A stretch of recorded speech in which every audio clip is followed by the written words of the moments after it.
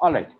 Uh, so in the last class, choice of hash function, I think was fine. Let's repeat from here, recapitulate. So what happens when we filter, right? So let's say our available memory is n bits, uh, and we use a bit array of n bits, and this bit array stays in our main memory like this. Initially, everything, all the bits are 0. Now, we are using one hash function as of now. So S is our set of valid members or valid email addresses. We hash each email address using the hash function, which means each email address goes randomly or and uniformly to one of the n bits, right? Okay. So then what happens is, given our set of valid email addresses or set of members S, we, for each of the members or each of the email addresses, we hash it. Whichever bit it goes to, we set that to 1 and leave the rest to 0. So then the email addresses will go to multiple of the bits, and some email addresses can go to the same bit, and it's possible that more than one of the members go to the same bit, right? So now we have this. This is our pre-computed bit array using my members. That set of members is fixed. Now what has happened is, in this bit array, if a bit is 1, that means at least one element of S has been hashed to that bit. And if a bit is 0, that means no element of S has been hashed to that bit. Okay, is this part clear?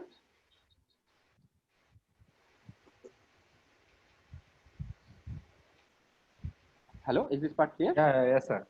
Okay, no, so I mean, especially the one of you who was having the doubt, so this is the key part here.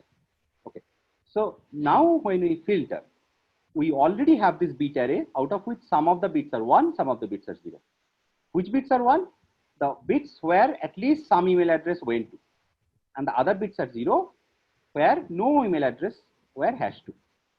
Now when I see a new email address, new means something coming in the stream data, I need to check whether it is actually one of my members. To do that, I simply hash it. So let's say I hash it, and it goes to 0. If it goes to 0, that means I'm sure that it was not one of my members. If it was one of my members, it was a part of S, my set of members, then I have already hashed it to this bit array. Then it must have gone to a bit which I have already made to 1. Okay, if it was one of my members, this bit should have been 1 already. Because now it is hashed to 0, I'm sure that this is not a member. So I'm declaring it as negative, and I cannot be false here. This is a sure prediction. Okay. However, so that's why you cannot have a false negative. Okay. So I'm declaring it as negative, and I cannot be wrong. However, if some other email address goes to 1 bit, then I may or may not be right. Then what it means is that y goes to a bit which is already 1. Now, why is this bit 1? Did I see y before, or did I see something else before which incidentally also goes to this bit, right? So that's why if I have seen y before, I am right, but it could be that I have not seen y before. Maybe some other email addresses were hashed to this bit, and hence there can be false positive, because two different email addresses, two different elements can be hashed to the same bit, and then there would be false positives. So is this part clear, why there can be only false positives and no false negative? Yes, sir. Yes, sir. Okay, so great. basically, sir, S is the set of all valid email IDs. So there Right. can be no valid email IDs outside of S. Right. So your set of valid email IDs or set of valid members in a general case, right? In this particular case, we are calling email ID. In a general case, we will call them some member. We are doing a membership lookup. So yes, that is fixed. Okay, that is not changing all the time. Okay, sir. Okay, so now what we have seen is we can have false positives, but we want to get more control over the set of false positives. So suppose X So what is a false positive? When an element X is not a part of my S, so it is not a part of my S, but X can be hashed to a bit that is already 1 for some hash function H. Now, what will happen if we take many such hash functions? Then maybe this mistake will not happen every time. Okay, so let's actually try to do that. Okay, so the approach here is, instead of one such hash function, we take many hash functions h1 to hk. So these numbers k, n, and all this will be important because k will denote as a number of hash functions. But our available memory is still the same, so we still have the one single main memory, n bits. So what we do, we overlap, just like we did before with one hash function. We create the bit array of 1 zeros with each of the hash functions, and then we overlap. So apply the hash functions on elements of S, and set the hashed bits to 1. It's possible that multiple elements for multiple hash functions go to the same bit. Okay, so it's like an OR of the bit arrays. So if some bits are already 1, keep it 1. Okay, so now if a bit is 1 in this bit array, what does it mean? If a bit is 1, then it means that some element of my member set got hashed to this bit by some hash function hk. I'm not sure which hash function anymore. Previously I had only one hash function. Now I have k hash functions, and if a bit is 1, that means some element got hashed to this bit by some hash function hk. And if a bit is 0, that means no element has hashed to this bit by any hash function hk. That means again I'm still sure about the negatives. Okay, but my false positive analysis needs to be done thoroughly. So what happens is, h1 is one first hash function maybe creates this bit array, and then I have more and more, so maybe there are some overlaps, but I have more ones coming in. So now sir, yes. One question, sir. Like in the previous slide, how does it help in recognizing this false positive? Like how does it help in overcoming this false positive? Like you said that that x for 1, right? So suppose x doesn't belongs to S, and it's already 1 there. Then again, suppose after hashing, x gets mapped to 1. Right. So then it becomes a false positive once again. There is a false positive, right? Exactly. So we are actually going to quantify this probabilistically, and we'll do the error analysis. Okay. So you are going to see this in the next 10 minutes or so. Okay. Right. So it's true that there can still be false positives, right? So we will actually do a thorough analysis of what happens if we choose only one hash function. What happens if what is the relationship between this and the number of bits that we are using? So all these are our choices, right? You know, how much memory can we use? What is my total number of elements in S, and how many hash functions should we use? So these are our choices, or maybe the data is not our choice, but the n and k are our choice, right? So let's actually do that. So the stream filtering stage, as you already figured, the same approach, hash a new element or unseen element using all the hash functions h1 to hk. If it goes to a 1 bit, then accept it. Okay, and there can be a mistake here. It can be a false positive. We'll analyze that. However, if it is a 0, if it goes to a 0 bit, then we certainly know that it is not one of my members, so we'll reject it, right? So this is obvious. The negative part is obvious, but the positive or false positive part, yes, we need to analyze. So let's do the analysis. So now let's say our set of members has size m. Okay, so that means number of elements in my S is m. The bit array is of n bits, and we have k hash functions h1 to hk.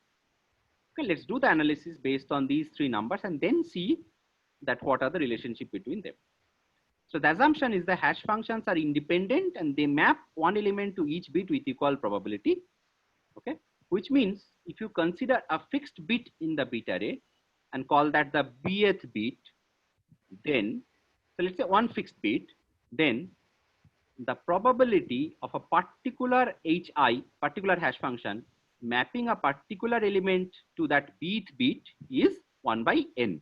There are n bits, and by construction of the hash function, there they map every email address or every element randomly to one of the n bits, which means the probability of this particular hash function hi mapping a particular element to the bth bit is 1 by n.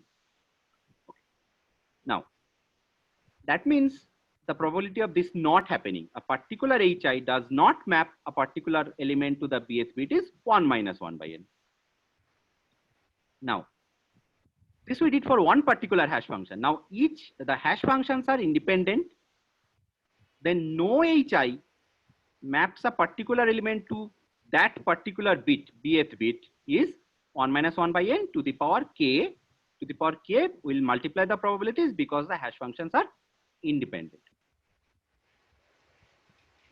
Now, so far we were doing this for one particular element. Now we have m elements. So after hashing all of the m elements of S, the bth bit is still 0. That probability is our previous probability to the power m. To the power m because we are considering our elements are getting mapped randomly. So each element is getting mapped randomly. If two words are similar, that doesn't mean they should go to the same bit. It's not like mean hashing, right? So they are just totally random mapping. So after hashing all of my S with all the hash functions, k hash functions, this particular bth bit is still 0. That probability is 1 minus 1 by n to the power km. It is actually this to the power k to the power whole to the power m, which is actually km. I mean in the exponent. Now the probability that the bth bit is 0 was this. The probability that the bth bit is 1 is the bth bit is 1 after hashing all of S is 1 minus this whole stuff. So now what we have, given this number of hash functions and the number of elements and number of bits, the probability that one particular bit is 1 after hashing, after our pre-computation or after hashing all of the S is this particular quantity, right? 1 minus 1 by n to the power km. So this is what we have. This is what we have in the previous slide. So far, no false positive analysis. So far, just an analysis of what is the probability that a particular bit is 1. Now, let's do the false positive analysis. So what is a false positive? A new element X, which is not a member of S. What is the probability that the Bloom filter will determine that it is actually a member of S? That means what is the probability that the Bloom filter will send it to one of the 1 bits all the time, right? So that happens when hi of X was already set to 1 for all the hash functions h1 to hk. If it goes to some 1 bit for one of the hash functions, that's not enough. We'll need it to happen for all the hash functions h1 to hk. Now, since any hix is a random bit, each of this hix was already 1 with probability this. We just calculated before that our particular bit is 1 with probability this. Now each hix, h1x goes to a particular bit, that is 1, that probability is this. So each of the hix was already 1 with probability this quantity. Now what is the probability that all of them are 1? That is probability that hix was set to 1 for all of the hash functions is this whole to the power k. Now we have a very complicated expression. So this is what we have. And now what we'll do is the following. We'll rewrite this. Okay, let me do this slowly. So this km and whole to the power k, we'll write km n by n here. Okay, so km n by n here. And then we'll bring this 1 by n into this. So 1 minus 1 by n, we'll bring this n into this. So 1 minus 1 by n, n to the power n. And then we'll keep the km by n outside. So it's just rewriting, playing with the exponents inside or outside the bracket because they are all just multiplicative things, right? So we just rewritten this whole expression in this following form. Now there is a there is a numerical property that 1 minus epsilon whole to the power 1 by epsilon is approximately equal to 1 by e if epsilon is very small. That means this tends to 1 by e when epsilon tends to 0. Here, let's take epsilon equal to 1 by n. Since n is our number of bits, and we kept talking about 1 billion bits and 8 billion bits and things like that, right? So n is very large. Small n is large. Of course, we are not going to do this with 10 bits. So small n is large. So epsilon is very small if we take 1 by n to be epsilon. So now we'll put 1 by n. This is epsilon now.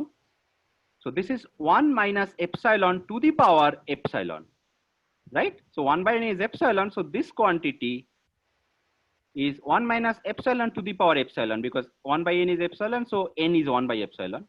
So this quantity we can replace by 1 by e. And then what we will actually get is this whole thing will be 1 minus e to the power minus km by n whole to the power k. Okay. So this is 1 by e to the power this thing. So this is 1 minus e to the power minus this, right? So this is the probability that one particular element will be recognized as a false positive. I mean, given that it is actually a negative, what is the probability that we'll think of this as a positive? This is the probability. Okay. Is the analysis clear? All right. So, I mean, I have just derived it fully here. So in case, you haven't followed the math, just, read it again. No, this is, yes. Yes. For it to be false positive, it has to be hashed with every hash function as 1. Right. Okay, fine. Right. Okay. It has to be negative. The true fact should be that it is negative, but given this Bloom filter, it has to be hashed to a 1 bit for every hash function. Then we'll declare it positive. Okay, so false positive means the true fact was that it is negative, but we declare it as a positive. All right, so this is the probability that this is a false positive. Now let's analyze this quantity. What does this probability mean? So the false positive rate is P equal to 1 minus this, 1 minus e to the power this whole to the power k. Now, if you simply, do the calculus, I'm skipping the calculus, but I'll show you the nice plots. So for fixed m and n, so if you fix m and n, then this portion becomes a constant, m by n becomes a constant. Then P will be minimum, the probability will be minimum for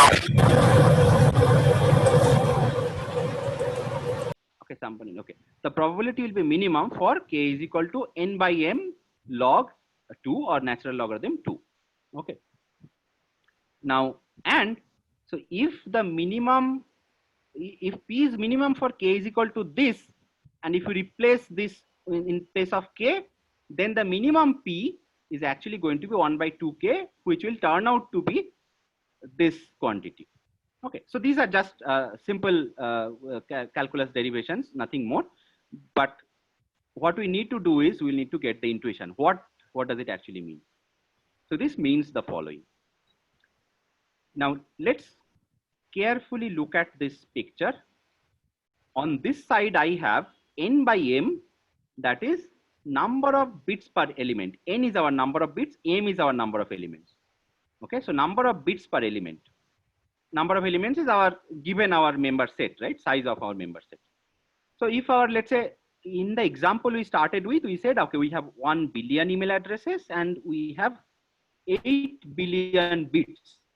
So in that case, our number of elements would have been 8. Sorry, number of elements, bits per element would have been 8, right? So 8 billion by 1 billion would have been somewhere here. And k is our number of hash functions. So I'm taking it from almost near to 0, maybe from 5 or something to a large number. And on the vertical axis, I have the false positive rate or the probability of each element, each negative element actually being classified as a false positive. If the color is red, then it's the false positive rate is 1. That means you are making a mistake always. If the color is absolute blue, then you are almost not making a mistake. Now, this graph is interesting. What are the things we see from here? We see that there is this, there is a proportionality kind of thing happening here. So for first of all, if you have number of bits per element too low, 1 or 2, then you cannot do anything. Your error rate will be very high. So first thing is you need decent number of bits per element. So if you have 1 billion members, you should have around 8 to 10 billion bits at least to start with. And once you have that, if it is around 10 or so, then even 20, 30 hash functions are good enough for you to give a very low false positive rate, almost like a sure thing. Okay. So optimal number of hash functions, k, is actually proportional to the number of bits per element. Okay. So once you have your set of elements and once you have taken your number of bits, which you should take minimum something in this range, then what should be your optimal number of hash functions? Note, we are talking about optimal number and not talking about if you take more hash functions, you are going to do better. The optimal number of hash functions is proportional to the number of bits per element. The larger k does not always mean lower error rate when other parameters remain the same. Look at this portion. You can take very large number of hash functions, but your error rate will become high. Okay. Even if you have a lot of bits per element, let's say 30, 40 bits per element, if you are here, number of hash functions is 350, 400, around that, you are bound to make huge errors. Okay. So why so? Let's actually understand this graph from other angles, and then we'll come back to the intuition. Why does that happen? So again, the false positive rate is this. We have seen a 3D graph. We'll see two 2D graphs. So the minimum is this. So let's plot the minimum false positive rate for best k. So this minimum p for best k. If your number of bits per element is very low, around 1 or something, it's not enough. But as soon as you bring it to 8 or 10 or something like that, so if it is more than 10, your error rate will be less than 1%. If it is more than 15, your error rate will be less than 0.1%. That means less than 1 in 1,000. Okay, so you are actually doing very well. Okay, for your best choice of k, if you can increase the number of bits per element to 10 or 15. Now, if the number of bits per element is fixed, then how do you choose your optimal k, number of hash functions? So k equal to 1 will of course incur some false positive rate. Okay, but so p versus k, so the error rate versus the number of hash functions. For let's say n by m equal to 10. Okay, your number of bits per element, a decent 10. Then initially it is high, so you'd like to take slightly larger k, and then it remains, but after that it actually shoots up, like we have seen in the previous slide, right? Okay, so like we have seen in the previous slide, as you increase k, this thing actually shoots up. Okay. So by increasing the number of hash functions, we can achieve the best possible p, but beyond that, the false positive rate increases. Now, anybody has an intuition why this happens?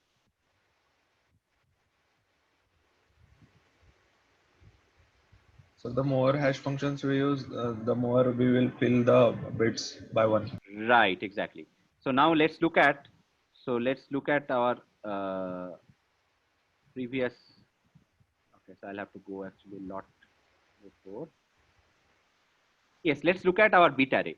If we use too many hash functions and keeping the size of the bit array fixed, there will be a significant number of bits which will become 1, and that will again increase our chances of making mistakes, right? So that's the Bloom filter analysis. So Bloom filter is actually a very important concept in data mining, not only for streaming data, but also you can use it for any large amount of data for which you actually don't want to, I mean, for example, if you are given 2 sets of data and you want to compute kind of what percentage of the second set is present in the first set, what you can do, you can actually take a representative sample from the second set and use the Bloom filter to just check what percentage of them are kind of present in the first set, right? So these kind of analysis you can do using the Bloom filter very efficiently. Okay. So yeah, going to the next topic. So I just wanted to ask you, I started the class late because I had to attend something very urgent very quickly.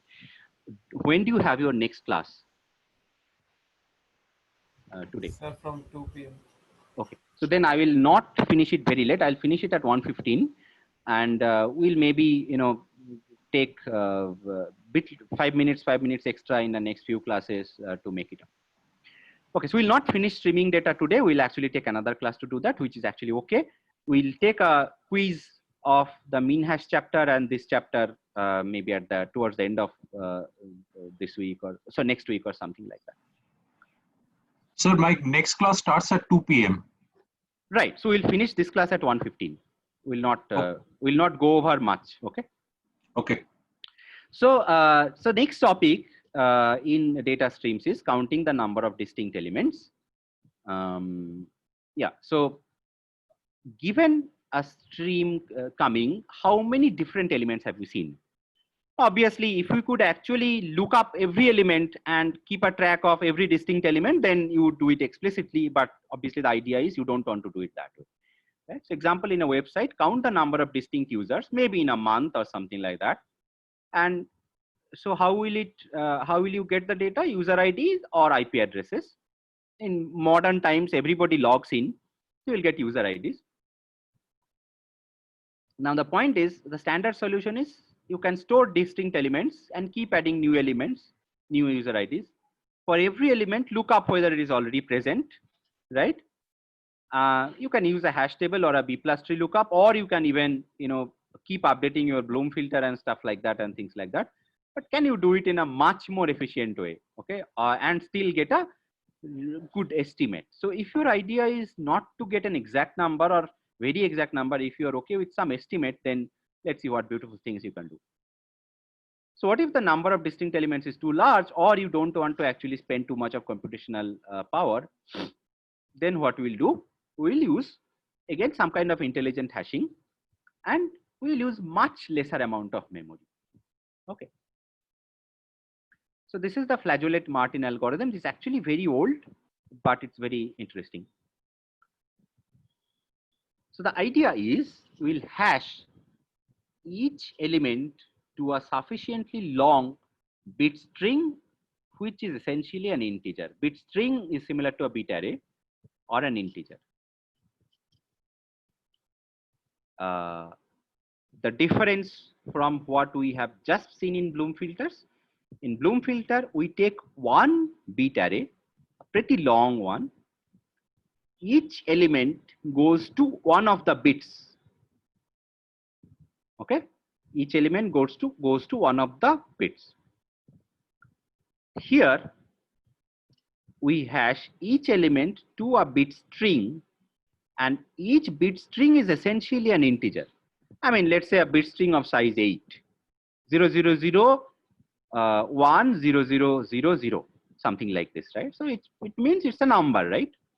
So a bit string is just a string with 0 and 1, which represents an integer in binary. Now, again, we must have some constraints or some recommended sizes. We must have more possible hash values than the number of distinct elements. So the number of possible bit strings must be significantly more than the number of distinct elements. So then let's see what happens. So we'll actually, by seeing the examples, you will get it. But remember, it is actually different from the Bloom filter case. So the example, let's say we have we hash every element, every user ID or every email address or whatever it is, right, to a 64-bit string randomly. That means we send it to one of the possible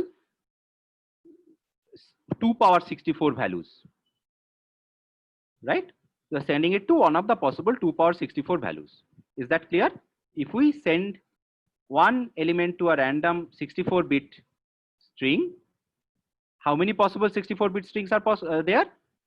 All zeros to all ones, overall 2 power 64 of them. So we are sending each element to one of the possible 2 power 64 values. And for user IDs, this is kind of sufficient because there cannot be close to even those many users in the world. So that means just 64-bit memory is good enough for me. So previously in Bloom filter, we had 1 GB memory. We were talking about 1 GB memory.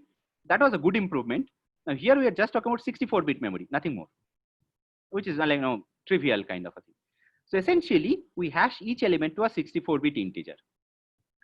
Now call the hash function h. Define the tail length of a bit string to be the number of zeros at the end of the bit string. So for example, the tail length of this particular bit string 100 whatever, the tail length of this is 5, because there are 5 zeros at the end of it. So if you use a 64-bit, if we use a 64-bit thing, like every element goes to a 64-bit bit string, then the tail length can be 0 or tail length can be 64, right? I mean, anything between 0 and 64. So tail length of this particular thing is 5. Now the algorithm is trivially simple. For each element A that is encountered, so the stream is coming, our job is to just sit on the bank of the river kind of a thing and count number of distinct elements, right? Okay, or estimate number of distinct elements. So the data is coming. For each element A that we see, we hash A to a bit string of this size, 64 bits, and let's call that HA, right? So HA is the bit string. Now keep track of R, which is the maximum tail length of HA seen so far. So the first element goes to, let's say, this bit string. So I have seen my maximum tail length so far is 5. The next one maybe goes to something where the tail length is 3. The next one maybe goes to something where the tail length is 10 or something like that. Yes, somebody raised a hand, please ask. Sir, do we make sure that different distinct elements are hashed to different 64-bit strings? Yes, again it's random, right? So hash each element to sufficiently long bit string, but randomly. Okay, that I have not explicitly mentioned here, but the property of a hash function is remains the same. Okay, so every element, if you hash it twice, it will still produce the same result. But two different elements will go randomly to two different bit strings of this size. Clear? Yes. Okay. So what we do? Essentially what we are doing, every time an element comes, you can think of it as I'm randomly generating a number, but except the case that if I see the same element again, I will go to the same bit string again. So it's like that. So I simply keep track of R, which is the maximum tail length of HA seen so far. So now let's see why this simple intuition gives us something powerful. So how large can R be? How large can R be? Maximum tail length seen so far. Note that R can only increase. I mean, first time I see the tail length, I record it as my maximum. The second time, if it is more than that, I increase it. I don't decrease it, right? So it can only increase monotonically. The maximum tail length of my bit strings, of my hash values, which are bit strings, can only increase monotonically. Now, more number of distinct elements we see, our R is likely to increase, right? I mean, more and more we see, eventually there will be something will come up which has a longer tail length. So more will R be. Also, if a new element was already seen before, then the tail length of HA would not be higher than before because I have already registered that tail length. So R does not change. So it only changes when I see a new element which is not seen before. So you need to quantify this above intuition. Now, the probability that, so the hash function H maps each element randomly and uniformly to a large enough bit string. So then the probability that a particular bit of HA is 0 is half. So given A, what is the probability that the last bit is half? 0. What is the probability that, let's say, the 10th bit is half? Sorry, not 0. The last bit is half. Last bit is 0, that is half. What is the probability that the 10th bit is 0? That is also half. What is the probability that the 10th bit is 1? That is also half, right? So it's a 1-0 vector, which is a random one. So probability that a particular bit of HA is 0, that is half. Now, the tail length of a bit string, if a tail length of a bit string is R, then the last R bits are 0. Now, this is a small r. I'm not talking about the maximum seen so far. As a particular bit string, if the tail length is R, then the last R bits are 0. What is the probability that a tail length of HA of a particular element's hashed value is greater than or equal to R? That is 1 by 2 power R. That means all my last R bits are 0. That is 1 by 2 times 1 by 2 R times. And I don't care about, it's greater than or equal to R, right? So I don't care about whether the R plus 1 from the right side is 1 or 0. So it can also be 0, but all I know is the tail length of HA greater than or equal to R is 1 by 2 power R. That means the tail length of HA is less than R. That probability is 1 minus 1 by 2 power R. Now, if we have m distinct elements, then no hash value or no HA of these elements have tail length greater than or equal to R is this quantity to the power m, because again m distinct elements, two different elements are hashed randomly. We can rewrite this same thing like before. Now this analysis is similar. Our same formula 1 minus epsilon to the power 1 by epsilon. So we'll rewrite this as, we'll put a 2 power r here and a by 2 power r outside, and same formula. So now 1 by 2 power r is our epsilon. Okay, why is 2 power r small? Because r is going to be somewhat large. Okay, so even if r is like 30, 1 by 2 power 30 is pretty large, right? So this will then be, this portion will then be 1 by e. So this is 1 by e whole to the power this, that is this quantity. Now this probability 1 by e power m by whatever, this probability goes to 0 if my number of distinct elements is much larger than 2 power r. And if this probability goes to 1 if my number of distinct elements is much smaller than 2 power r. Okay. Now what does that mean? What does that mean? That means that we can estimate m by 2 power r. So if m is much larger than 2 power r, this probability will be 0. If m is much smaller than 2 power r, this probability will go to 1. So what we will do is we'll estimate m, the number of distinct elements, by simply 2 power r, where r is the maximum tail length seen so far, because m cannot be too much greater or too much smaller than 2 power r. Now, how good is this estimate? Okay, not that very accurate, right? So when the numbers are large, it's not that accurate, but let's actually see how we can use this. Okay. So again, if we use one hash function, it will be unreliable. Why? Because you are simply counting the number of counting the maximum tail length seen so far, and then you are reporting, okay, if r is my maximum tail length seen so far, suppose 29, then 2 power r is the number of distinct elements. But well, it's not that unlikely that by chance you have hashed an element to a bit string which has a lot of zeros. You have only seen 100 elements, and one of them have gone to a bit string which is a lot of zeros in the from the right. So then your r will be very large. So it will be a huge bad estimate, right? So that's not really reliable. However, that thing cannot happen every time. So what we will do is we will many hash functions, usual practice. By now we have been doing this again and again, and combine the values 2 power r's for different hash functions, right, to obtain as estimate an estimate. So how should we combine? One possibility is take the average. Okay, so let's say 10 hash functions. We have 10 different estimates 2 power r, and take the average. Well, we would be okay if the expected value of that 2 power r estimate, okay, is close to our actual truth. So is it true? So then it will be happy if m is equal to expected value of 2 power r. No, but that's not really true. For some r such that 2 power r is much greater than m, let the probability of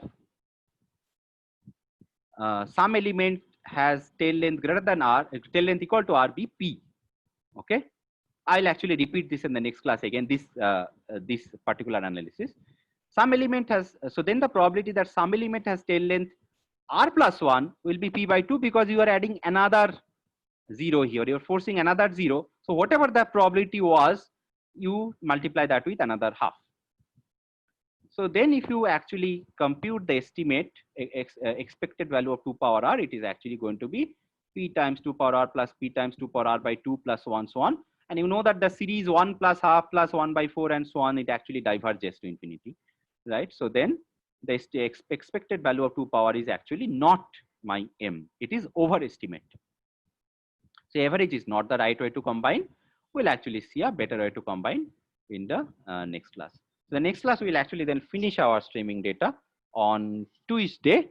Yeah, try to read the slides. I'll actually I have updated the slides with the Bloom filter pictures. Please download the latest slides and try to get your intuition clear up to the previous slide at least. Okay, so up to this previous slide, whatever happens up to this much, try to understand. Of course, if you have doubts, we'll ask. So then again, let's do the following. Let's actually, instead of having a doubt clearing session on Monday, or do you have Wednesday free at 2 p.m. or something like that, or sometime in the evening? Yes, sir. Okay, so what about others, all the MTechs? Wednesday 2 p.m. 2:15 basically. For doubt clearing session. Sorry? For doubt clearing session. Yes. Yes, we have no problem. Okay, so then what we will do, I'll finish this in the next class, right? Tuesday. All right. And Wednesday at 2:15, we'll have the doubt clearing session. And so that we can have the quiz later this week, later next week. Okay. All right. So, so then we have a class and a doubt clearing session to understand this whole topic properly. All right. So I'll upload the video and the slides. I have already updated the slides. I will upload the video later this afternoon.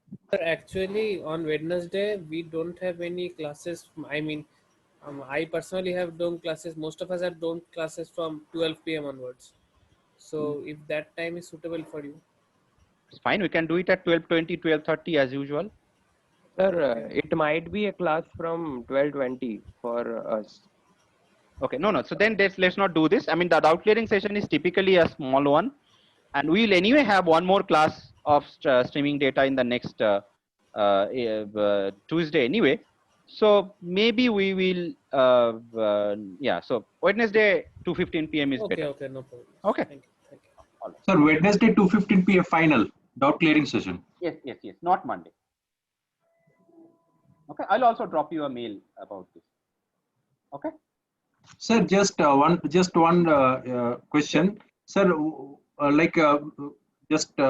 what was that capital R? There is one small r and there is one capital R.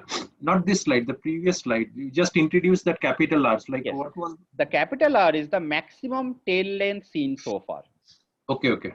Smaller, I was just analyzing for one particular element if the tail length is R or more than that. Okay. Okay.